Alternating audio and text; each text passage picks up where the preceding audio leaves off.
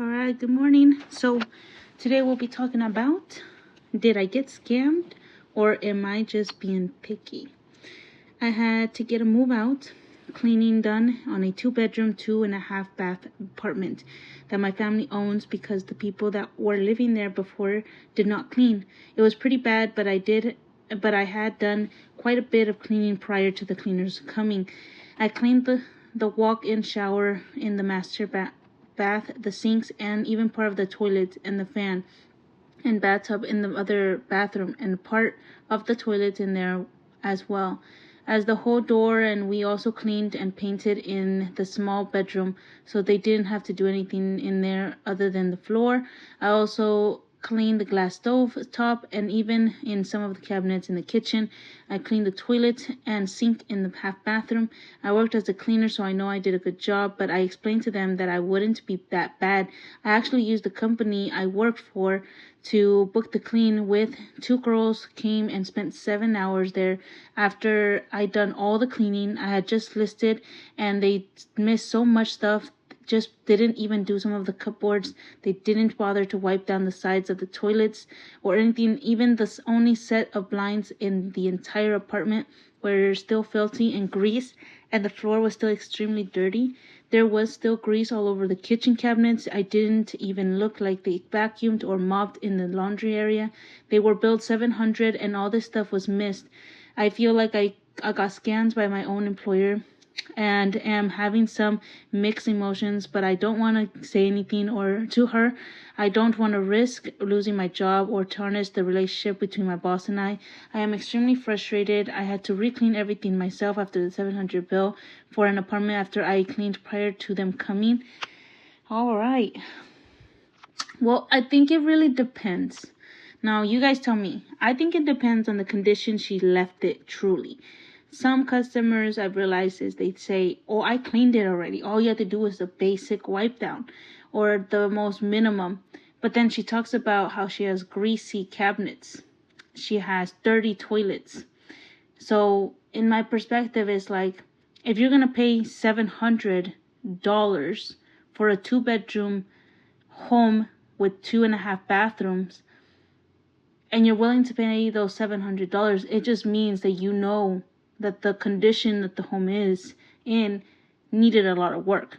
Or else, why would you pay $700? I feel like if you truly felt like the apartment only needed the most general basic quick wipe down, then you would only be paying like 2 hours, 2 cleaners with the cost that it is in that state or in that area.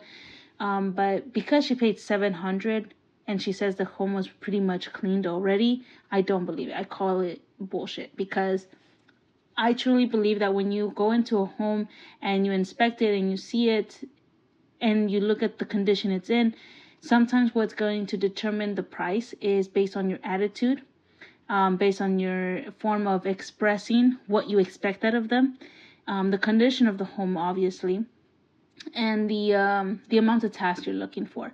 So windows, blinds, oven inside, refrigerator inside, dishwasher inside. Those are the top 5 things that will cost extra outside of the general cleaning to your home. And then on top of that, if you have greasy cabinets, that costs more because it costs more time to scrub, wipe down, and do it again if it needs to be done. Showers, if they have soap, scum, or hard water, they have to put in a liquid, scrub it down, and then if they see that they still need work, they may either continue trying to push it or they just leave it as it is. Whatever came off, came off. Now, I truly believe that she chose to be in this situation. If she was already cleaning the home, if you were already putting in the effort to finish the home, you might as well just clean it yourself. But paying $700 after you've already cleaned the home makes no sense. It just really doesn't. Because if I truly felt like I cleaned the entire home, then I would only request of them to come and do the cabinets and the bathrooms. And that's it. I've already done the bedrooms, I already done the windows, the blinds, the floors, everything else. I do not want you to charge me for the entire home. I just want you to charge me for the kitchen cabinets and the bathrooms. That's what I would request. And most likely you're going to come out with a lot less price.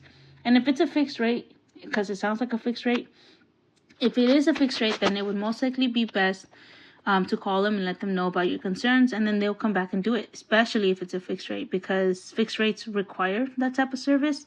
Compared to the hourly, it doesn't. So let me see, calculator. How much was it truly? She said they spent 7 hours, 2 girls. 7 times it by 2 is $14. I mean, sorry.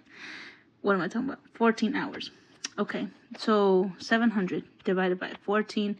They charged her $50 an hour. I don't know where she's at, though.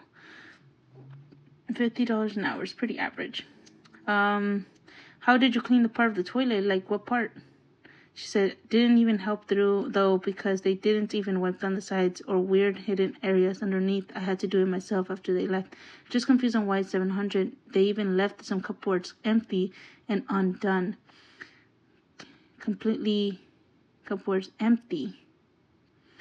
And I actually cleaned the entire toilet downstairs, so they only had 2 toilets to even clean. One of them didn't even have a seat installed, so it should have been easier to clean around the base. They should be asked to come back and resolve the issues. They did come back. I did complain. Even after they came back, it was only 2 hours and they still missed a bunch of stuff. I'm confused on what the 2 girls were doing for the whole 7 hours. So that's my question, is the fact that was she there when they came back? I also think that after they finished the work, was she even present at the end to make sure that everything was good? Does the company utilize checklists that cleaners are supposed to use? We are supposed to. She makes us all use one, but I honestly think that she was being lazy and careless. Wait, your own employer did this? You're going to have to be okay with losing your job with that relationship. I also feel like if you do house cleaning and you ask them to come in, you know the girls who are coming in.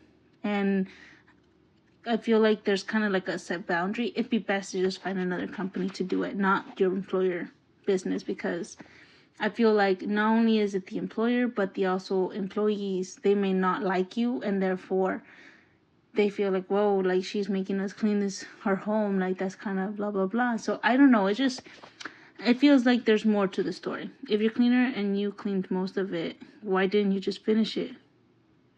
That's true. That's what I said. Because I'm a single mom with no help who is cleaning 2 large houses Monday to Friday for work. I had to pack all my stuff and do everything by myself while taking care of my 3-year-old. If I want to pay to have someone do the rest, what is wrong with that? What is your point?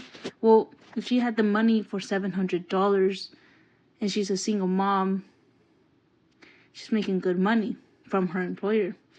So therefore, I feel like if you already supposed to clean it all, you might as well finish it.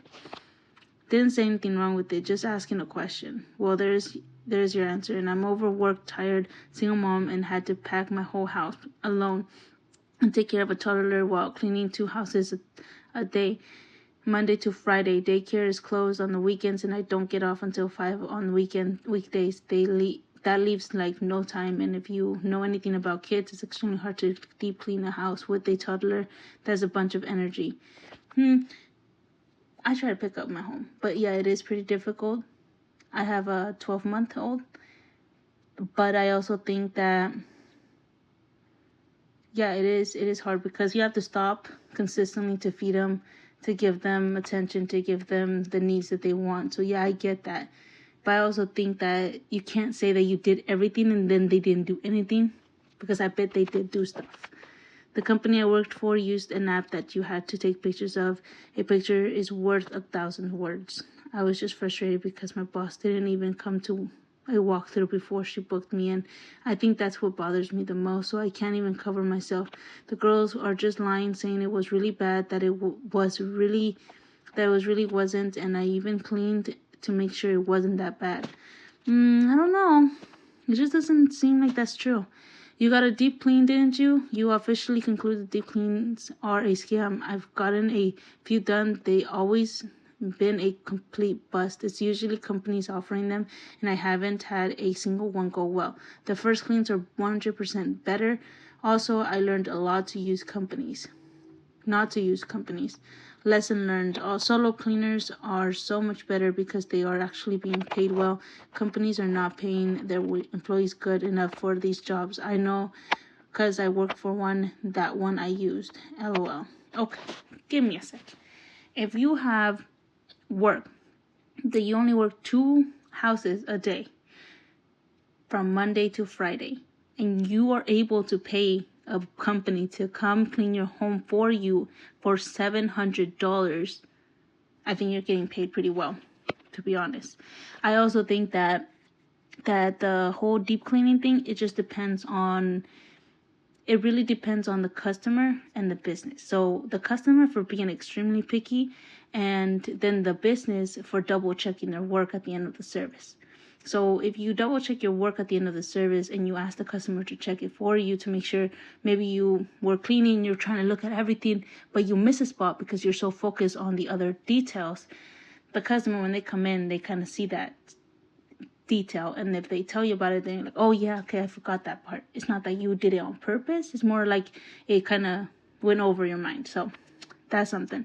Ditto on not using companies. Independent cleaners are far more likely to do a better job, especially for deep cleans, because they're the ones having to come back each time. I know I go super thorough on deep cleaning, so maintenance cleans are easier on me, plus it makes my clients happy. So that's one thing. They say that because these independent cleaners charge way less for far more work. And you want to go for those people because they won't demand for more. So yeah, that's crazy. I just feel like this person has a lot more that she hasn't said, but we'll leave that in the next video. See you later.